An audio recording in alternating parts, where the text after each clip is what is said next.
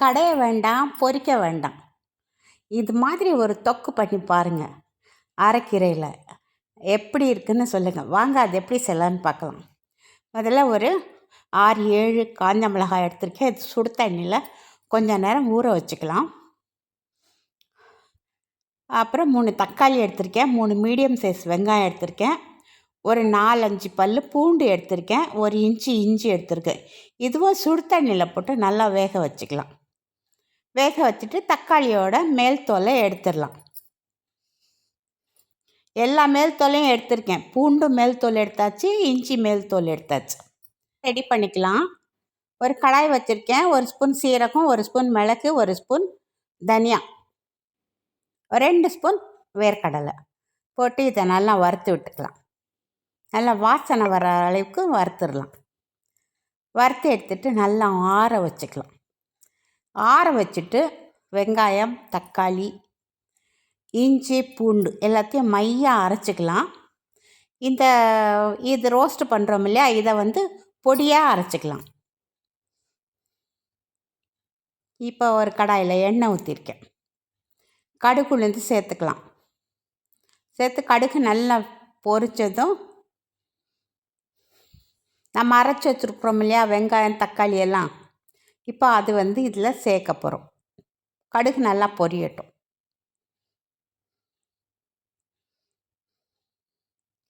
சேர்த்து இதை நல்லா எண்ணெயில் வதக்கிக்கோங்க.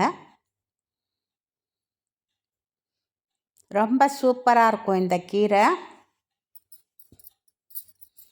நான் அரைக்கும்போது தக்காளியோட சாரெலாம் எடுத்துகிட்டு மிச்ச தக்காளி தான் சக்கையாக நான் அரைச்சேன். இல்லாட்டி ஒரே சொதன்னு தண்ணி ஆயிரும்னு. இப்போ அந்த தக்காளியோட அந்த சாறையும் சேர்த்துக்கலாம். மிக்ஸி ஜார் கழுவுன கொஞ்சம் தண்ணியும் சேர்த்துக்கலாம். இப்போ இந்த 1/2 ஸ்பூன் மஞ்சப்பொடி, தேவையான அளவு உப்பு. இதை பாருங்கள், அரைக்கீரை நல்லா குட்டி குட்டியாக நறுக்கி முழுசாக கழுவி குட்டி குட்டியாக நறுக்கி வச்சுருக்குறேன். இப்போ இந்த கீரையை இந்த மசாலாவில் சேர்த்துக்கலாம். ரொம்ப செம்மையாக இருக்கும். சைட் டிஷ் எதுவுமே வேண்டாம், இந்த கீரையிலே பரட்டி சாப்பிட்றலாம். அவ்வளோ சூப்பராக இருக்கும் இந்த சாப்பாடு. இப்போ இதை அந்த மசாலாவில் போட்டு நல்லா நீங்கள் பரட்டி விட்ருங்க. இந்த மசாலாவில் நல்லா இந்த கீரை வேகணும். அந்த மாதிரி இதை நல்லா வேக வைக்கணும். அந்த தண்ணியெல்லாம் நல்லா சுருங்கி அது கெட்டிப்படணும். அது வரைக்கும் இதை நல்லா வேக வைக்கணும். இப்போ இதில் நமக்கு உப்பு, உரப்பு எல்லாம் இருக்கான்னு பார்த்துக்கலாம். உங்களுக்கு அந்த உரப்பு கொஞ்சம் கம்மியாக இருந்துச்சுன்னா நீங்கள் கொஞ்சோண்டு மிளகா அப்படி தேவையான சேர்த்துக்கோங்க. தேவைப்படாது அந்த மிளகாவே அந்த கீரைக்கு ரொம்ப சரியாக இருந்துச்சு, அதுவே சரியாக இருக்கும். இப்போ அந்த தண்ணியெல்லாம் நல்லா வத்துற வரைக்கும் இதை நல்லா வதக்கி விட்டுக்கோங்க. இப்போ தண்ணியெல்லாம் பாருங்கள் ஓரளவுக்கு நல்லா சுருங்கி வந்துருச்சு, நல்லாவே சுருங்கிருச்சு. இப்போ நம்ம என்ன பண்ணுவோம், அந்த நுணுக்கி வச்சோம் இல்லையா அந்த பொடியை மேலே தூவிக்கலாம். தூவி இதையே நல்லா கலந்து விட்டுருங்க. சூப்பரான அரைக்கீரை தொக்கு.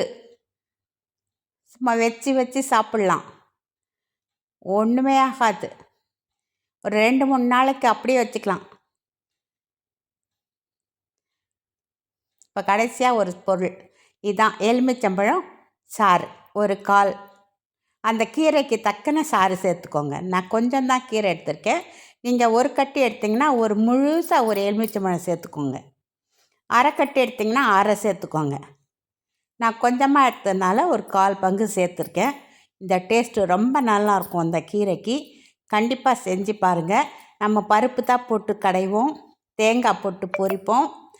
நாங்கள் எறா, கறி அதிலெல்லாம் போடுவோம், நீங்கள் போட மாட்டீங்க. ஆனால் இந்த மாதிரி தொக்கு வச்சு பாருங்கள், ரொம்ப ரொம்ப நல்லாயிருக்கும். கண்டிப்பாக செஞ்சு பாருங்கள். அவ்வளோதான், முடிஞ்சிருச்சு. நான் சாப்பாடுலேயும் போட்டு காட்டுறேன் பாருங்கள்.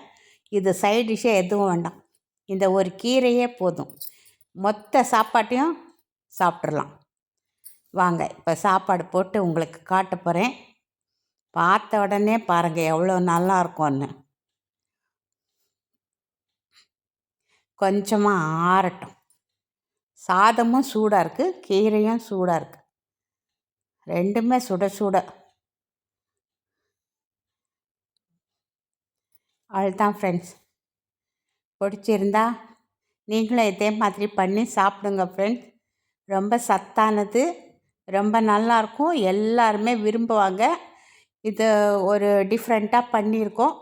இதெல்லாம் முயற்சி பண்ணி பாருங்கள். ரொம்ப நல்லாயிருக்கும் இந்த கீரை சாதம். அப்படியே சாதத்தை கலந்து கூட சாப்பிட்றலாம். கலந்து கொஞ்ச நேரம் வச்சுட்டு சாப்பிட்டு பாருங்கள். ரொம்ப ரொம்ப சூப்பராக இருக்கும்.